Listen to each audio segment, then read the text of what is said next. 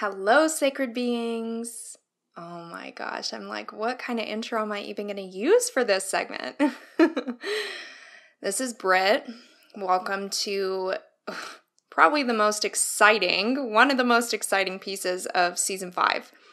One of the really beautiful inclusions of season 5 is these individual episodes. So we are moving from 2 episodes a month to 8 episodes a month. We've spent the last 4 seasons sitting down in interviewing thought leaders who are spearheading their sacred missions, and it's so fun how it organically turned out that I contacted Hannah and was like, hey, how do you feel about season 5? We up the episodes and we make them really easily digestible, and we each have our own episodes that we can upload. She was like, oh my gosh, I love it. Let's do it. Welcome. All season long now. We're going to go from like 13 episodes. What's that times 8 per season? We're so excited at this freedom. And this is exactly what I want to talk about on my first segment. I'm actually sitting in my new office at my new house. I just moved. And it feels so right. It feels so divine. It feels so beautiful that this is the very first thing that I'm sitting down to dialogue on. I'm sitting down to dialogue on freedom. I'm sitting down to dialogue on self-knowledge systems and the ways that we can utilize self-knowledge systems as so much more than a thing to learn or a tool to have or a label to associate with. This is something that I see in the quote-unquote spiritual community, or just people that are getting more interested in the true north path, right? Aligning ourselves and really asking those deeper questions. Who am I? What am I here for? What have I come to do? What are my unique gifts and abilities? And what I love utilizing self-knowledge systems for, which just so you know, self-knowledge systems, when I say that term, what I'm referring to are different systems: the astrology system, the chakra system, human design system, even numerology I consider a self-knowledge system. So the ways that we can utilize these systems as more than labels to ascribe to. Because a lot of times, and I'll just, give this little story as a precursor, a lot of times when I'm entering a conversation with someone about any of these self-knowledge systems, what I notice is that they are or can be used as these label systems. So it's like, for example, a conversation would go,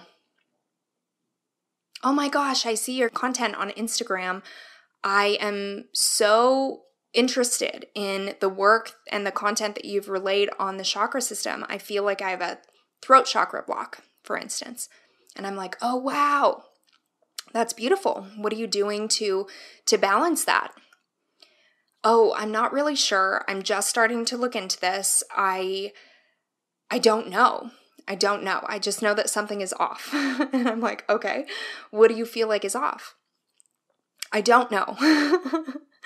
And this is a prime example, whether it's usually astrology or the chakra system, that it's like, I am so excited to be a forerunner in this position. And I'm not saying that plenty of beautiful people have not come before me. Of course they have. That's the only reason that I stand where I'm at today, because I've been inspired by others.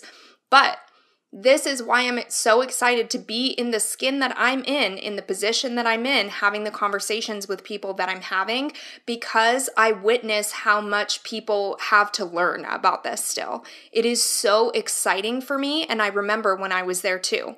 When I felt, and for anyone listening here, it's like when I felt this really deep call toward something I literally hardly knew anything about. When I first started hearing things about astrology, it wasn't necessarily that I knew anything about it and felt deeply aligned with it. It's that I really appreciated the fact that there was something out there that could potentially help myself learn more about myself. The fact that there was a map that could be made based on my birth time, date, and location that would give me a unique imprint upon the first breath that I breathed into this world, it's like, who doesn't want to believe that that is absolutely one of the divine mysteries in this life? There are so many mysteries. Why wouldn't this be one of them? So this really captivated me, and going back to what I was saying about the conversation with other people, it's like often what I find in conversations are that people feel a deep resonance with something, but they might not have the communication to outwardly communicate about it just yet, which is perfect. That's a great position to be in. And also that we learn to look at and utilize these systems as truly self-knowledge systems. That we're not looking to them as labels to associate ourselves to, but that we're able to witness what's going on in this system and use our own information that we have of our lives and use these tools to empower us and help us move forward. Not that we find another thing to become reliant on to tell us who we are. Does that make sense? I want to really lay out clearly in this episode, this short, tiny episode, that sometimes what I see is that people say, oh, I'm a Virgo. And I'm like, oh yeah, that's beautiful. What sort of archetypes inside the Virgo persona do you really feel resonant with? How do you feel you show up as a Virgo? And I cannot even tell you how many times people are like, ooh, that's a really good question. And I'm like, yeah, let's take it deeper. Let's take it deeper. This is where we truly come into our power. When we devote ourselves, right? This piece of devotion. When we devote ourselves to learning more about ourselves so that we can truly feel that sense of empowerment within, instead of saying, oh, Virgo means this, this, this, and this. That's who I am. Or that must be who I am. Or I need to try to align with that more. It's like, I will tell you right now, before I even knew pretty much anything about astrology, I saw in my chart that there were these R's next to a lot of the planet placements in my chart. And I looked up, what does the little R mean? And I saw that it was retrograde. And I started looking into what retrogrades were. And even just that super tiny piece of information, the fact that retrogrades offer this really deep, internal, seemingly backwards, right, to the external world, having information come to you very internally seems like a very backwards nature, because we are such a masculine-driven, globe. So many of our societal pieces are very masculine, very externally oriented. And allowing yourself to be informed through experience is actually kind of against the grain. But it's who I've always known myself to be. It's who I've always known myself to be. Growing up in grade school, I'd be like, why don't I learn the same way that everybody else does, seemingly? Like, it just doesn't seem like I'm the same as everybody else. And then I learned that retrogrades were happening less often than not. Either a planet's moving direct or it's retrograding. Which doesn't mean that it's moving backwards. It just means the scope that we have here from Earth makes it look like it's going backwards because of the angles and the transit that the planet is moving at. It looks like it's going backwards, which is the retro. So all that's to say, I don't want to be losing anyone in this conversation. Allowing these systems to inform who we know ourselves to be is actually such a more empowering way of allowing these systems to inform who we are. It is a way of helping us get that true inner deep felt sense of knowing. It is not about picking up more labels. It is about removing all the labels and witnessing the totality of how much we are able and capable to embody. Ooh, I love that. I love that. So when we look at astrology, and I keep going back to astrology because we speak on astrology so much here in this podcast, when we look at the wheel of astrology and see that it's separated into 12 pieces, you know what that is? More than anything else, that is a map to show us the totality of energies that are out there that we are able to embody and express outward. We go through each of the archetypes, right? And it is a well-rounded circle. It is a well-rounded system that shows us the totality of ways, things that are out there, of energies that are able to be expressed. And that is one of my favorite parts about astrology. I want to say that again and really let it land. Self-knowledge systems, in my experience, more than anything, provide a well-rounded framework for us to experience the totality of our internal nature and expression. And even more than a well-rounded framework to experience, it's a well-rounded framework to be in awareness of. Legit. Even before we start self-associating or saying, what does my map print look like? I think it's so important for people, like the first time they see an astrology like wheel, to look at it and for it to be explained to them that this is the totality of all the energetic expressions that exist within all 12 of the archetypes. This is a beautiful map that shows us about being a warrior, about being someone who gets outside the box, about being that expansive leader, about being the healer, about being the tender, about being the nurturer, about being someone who's focused on family, someone who's focused on taboos, about someone who's deeply, deeply, deeply aligned with and regarding of the truth. People that love interpersonal relationships, one-on-one connections, people that are deeply devoted to their occupation and their vocation. It's like there is so much knowledge that we're able to gain even just by understanding what the wheel of astrology even is. I want to offer this for anyone that it might not still be landing for, whether it's the chakra system, astrology, numerology, human design. Understand life.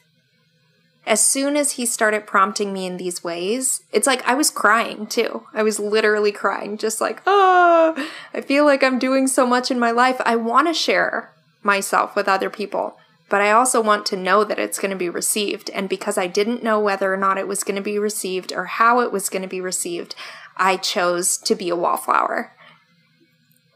And hey, whatever.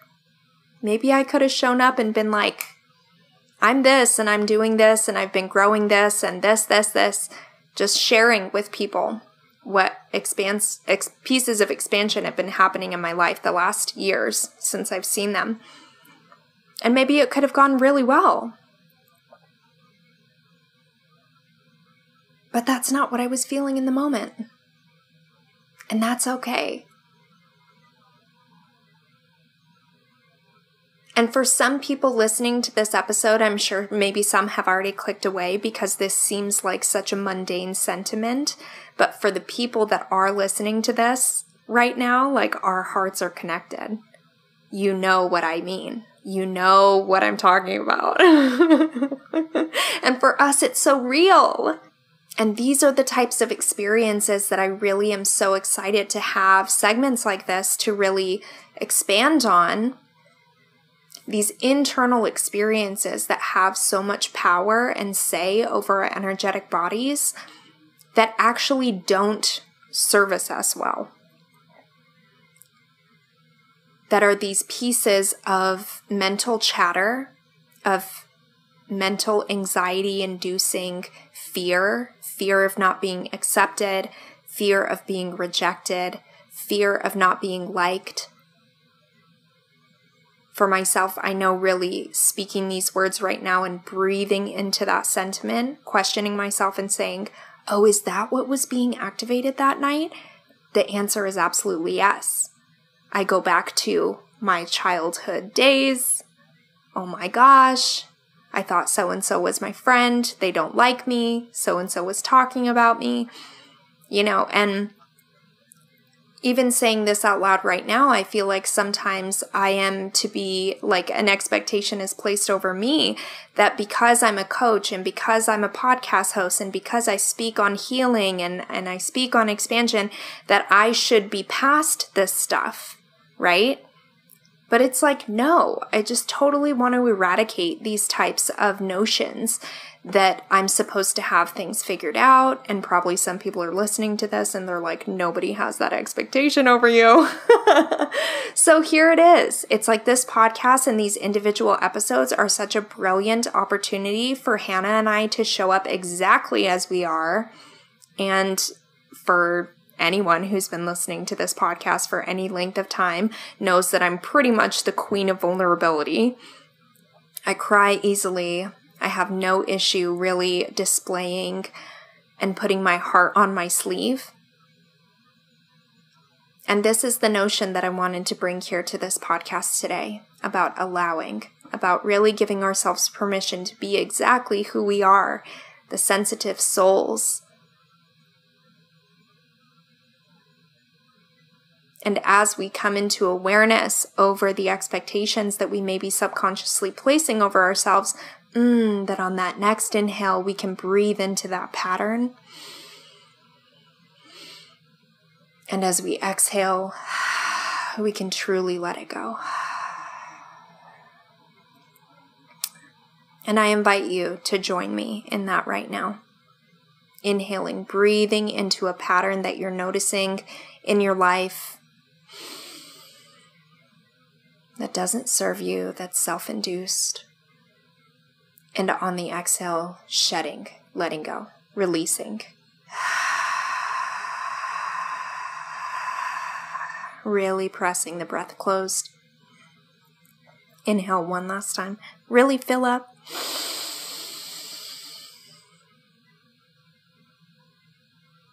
And exhale, truly let it go, beloved.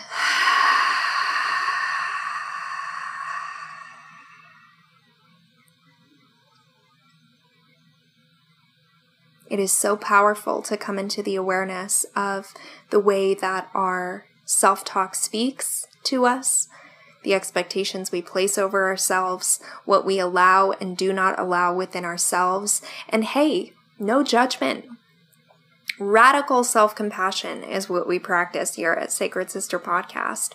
Truly coming into the awareness over how one functions is 85% of what it takes to get to a new place.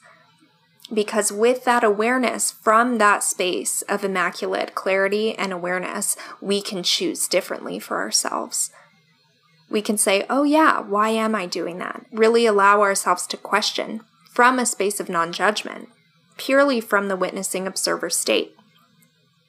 And before I sign off for this episode, I want to attribute this way of approaching self-association to my yoga teacher, Annie Carpenter. I remember going to my yoga teacher training, and I love the style that Annie teaches in her Smart Flow method of yoga, which is where we're doing a 2-hour practice every morning as we go into our teacher training, and she will tap people on the back and say, okay, you in the class. She pauses class and says, everyone come over here. And depending on what movement principle we're focusing on that day, whether it's within the spine, whether it's within the arches of the feet, whether it's within where we're holding our weight in the hip girdle, in the shoulders. Like for instance, she would use me as a prime example for scoliosis because I have a curvature in my spine. So we'll look at, and before we look at, she says, okay, everyone, we're looking with eyes of compassion. these people are not broken. Because when you're zeroed in on, and when you are, when someone is making a piece of your body, like holding awareness over it to a group of people, it can be very vulnerable. It can be very raw because so many people are witnessing you and seeing you. And just from the awareness of, we are looking at this person with loving eyes of awareness, it really releases all of those feelings of judgment that we can have, of brokenness, of victimhood, of like, oh my gosh, why me? We can really like release that, let it go. And understand that we're simply gaining awareness over ourselves. And then from that awareness, boom, we give ourselves permission to shift that pattern. This is one of the ways that I really love how beautifully the physical practice of yoga asana beautifully translates into spiritual expansion, because yoga asana, it's so easy and plain to see and simple to say, place more weight on the outside edge of your right foot in this posture, in the physical body. So that's in the physical realm. And when we look at things in terms of energetics and in spirit, we're talking about something in a very similar way. We just can't see it. We're talking about our patterns. One's a physical pattern, one's a spiritual pattern, an energetic pattern. We can talk about them in exactly the same way. And for me, it like helps me to really make sense of a lot of the associations between the different bodies: mental body, physical body, emotional body, spiritual body. It really helps me to draw it back to the physical body with yoga asana practice, because that's the modality that I was first trained in whenever my eyes were just opening to this realm. It was a really powerful experience, and I hope that it speaks to you as well. So please let me know. Are you in a space like that right now in your life? Leave a comment for me in the comment section of this podcast streaming app that you're listening to this from. I'd really love to know what it is that's moving and shaking, shifting in your own life, what you're drawing awareness over, and how you would like to shift it. The freedom and expansion that you feel that it will bless your life with. We hold the keys to our own freedom. We are so much more powerful than we allow ourselves to be a lot of times. I hope you have a really beautiful rest of your day, beloved. And until next time, this is Britlin signing off. Namaste, beloved.